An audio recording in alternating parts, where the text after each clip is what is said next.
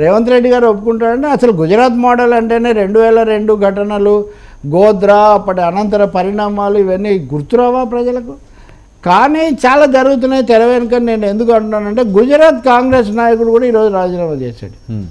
గుజరాత్ కాంగ్రెస్ నాయకుడు పార్టీకి పిసిసి అధ్యక్షుడు, కీలక నాయకుడు, రాజీనామా చేస్తూ ఏమన్నాడంటే మీరందరూ అయోధ్యకు వెళ్ళకపోవడం చాలా తప్పు, దానికి నిరసనగా నేను రాజీనామా చేస్తున్నా అన్నాడు. అంటే కాంగ్రెస్కు బీజేపీ ఏ స్థాయిలో టార్గెట్ చేస్తూ ఉంది, ఎంత తీవ్రంగా అది నడుస్తూ ఉంది. మరి ఇక్కడ ఈ విధమైనటువంటి స్నేహ పరిమళాలు ఎందుకు ఇంతగా వెదజల్లబడ్డాయి అనేది అయితే అర్థం కాని ఒక ప్రశ్నగానే ఉంది. దాని మీదే నొక్కుతుంది బీఆర్ఎస్. అవును, షిండే షిండే అని పదే పదే అనడం ద్వారా మరి రేవంత్ రెడ్డి ఎలా దీన్ని ఎదుర్కొంటారు? నిన్న ఆయన వెళ్ళి మీడియా బేరన్ రామోజీరావుని కూడా కలుసుకున్నాడు. రామోజీరావు గారు అంటే ఆయన అమిత్ షా కూడా అక్కడికే వెళ్ళి కలుసుకుంటాడు, కేసీఆర్ కూడా ఒకసారి కలుసుకున్నాడు, ఉంది దగ్గర కదా.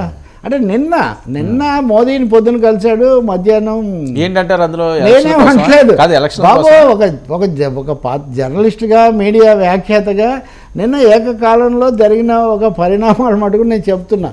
ఇవన్నీ ఇప్పుడు అధికారికంగా అవి అనధికారికంగా విశ్వసనీయంగా మాట్లాడేవి అనేక విషయాలు ఉంటాయి పెద్దవాళ్లకు, సంస్థలు, అధినేతలు, వీళ్ళందరికీ కూడా.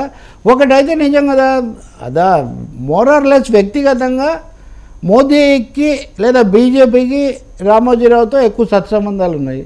మోదీ ప్రమాణ స్వీకారానికి రామోజీని ఆహ్వానించారు, తర్వాత కొంత తగ్గినప్పటికీ కూడా సంబంధాలు అవన్నీ మెయింటైన్ చేస్తూనే ఉన్నారు. ఏపీకి తెలంగాణకు మధ్య మీడియా సీన్ కావటానికి తెలుగు మీడియానే, అవును, కానీ ఏపీలో ఉండే మీడియా సీను, తెలంగాణలో ఉండే మీడియా దృశ్యం కొంచెం తేడాగా ఉంటుంది. ఎందుకు ఉంటుంది అంటే బీజేపీ ఫ్యాక్టరీ, బీఆర్ఎస్ ఫ్యాక్టరీ అవన్నీ ఇక్కడ పనిచేస్తుంటాయి. ఇవన్నీ ఒక చేత్తో నిర్వహించగలిగినటువంటి సమర్థత, అనుభవం ఉన్న వ్యక్తి దగ్గరికి రేవంత్ రెడ్డి గారు వెళ్ళారు అక్కడికి. కాబట్టి నేను రేవంత్ ఆయన ఏదో జరుగుతుందని నేను చెప్పట్లేదు, కానీ బీఆర్ఎస్ ఆ విధమైన ఒకటి జొప్పించడానికి మటుకు ప్రయత్నిస్తుంది. బీజేపీ కూడా అదే జొప్పిస్తుంది. పదే పదే మొన్న బండి సంజయ్ కూడా అన్నాడు ఈ ప్రభుత్వం ఉండదు అని. అంటే విశ్వాసాన్ని దెబ్బతీయదలుచుకున్నారా బీజేపీకి? నిన్న అనే వీళ్ళు ఇండియా టీవీ సర్వే చేసింది.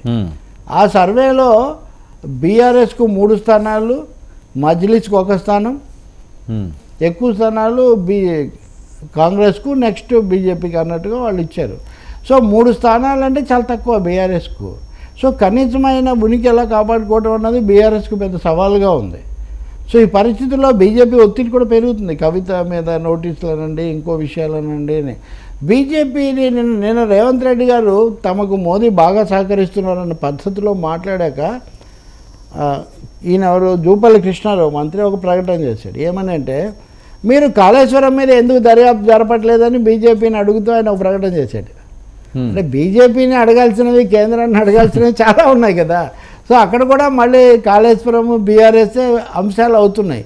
అందుకని పొలిటికల్ ఈక్వేషన్స్, స్ట్రగుల్ తెలంగాణలో ఎక్కువగా జరుగుతుంది. బీజేపీ ఇన్ఫ్లుయెన్స్ ఆంధ్రాలో కంటే తెలంగాణలో ఎక్కువగా ఉంది.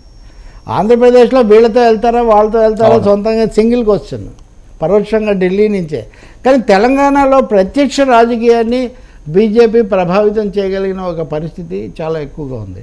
అందులో ఆసక్తికరమైనది నేను చెప్తాను, మళ్ళీ మనం ఇంకోసారి చర్చించవచ్చు. కానీ బీజేపీ వాళ్ళు ఆమె మాధవీలత గారు అని ఆమె పెట్టి కొంపల్లి ఆమెను చాలా రోజులుగా ఆమె ఏడాది నుంచి రంగంలో ఉండి మీడియా ద్వారా అవుట్రీచ్ ఇవన్నీ చేస్తున్నప్పటికీ ఆమెకు గెలవడం లేదని ఆ సర్వే చెప్తుంది. ఈ ఇండియా టీవీ సర్వేలో పెట్టడంలో ఆంతర్యం ఏంటండి?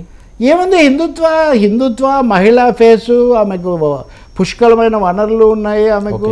రెండోదో క్రమ పద్ధతిలో ఒక నెరేటివ్ ఆమె రచించారు. ఎవరో ఈరోజు అంటున్నారు, ఉదాహరణకు ఆమె ముస్లింల బాలికల విద్య అని ఏదో పెట్టారు, అది సంతోషమే. కానీ ఆమె మాట్లాడే చాలా సందర్భాల్లో ముస్లింలు, బొరఖాలు ఇవన్నీ చెప్తుంటారు. బట్ హిందూ మహిళలు కూడా ఒక 17వ శతాబ్దంలో లాగా పూర్తి సర్వసంపూర్ణంగా పెద్ద పెద్ద అప్పటి సాంప్రదాయ వస్త్రధారణే చెయ్యాలి అన్నట్టుగా చేసి మరీ చూపిస్తుంటారు. ఇవన్నీ కూడా సిగ్నల్స్. అంటే బీజేపీ చెప్పదలుచుకున్న, హిందూ సంఘ పరివార్ చెప్పదలుచుకున్నది కావచ్చు. నా పాయింట్ ఏమంటే ఇంత చేసినా అక్కడ అది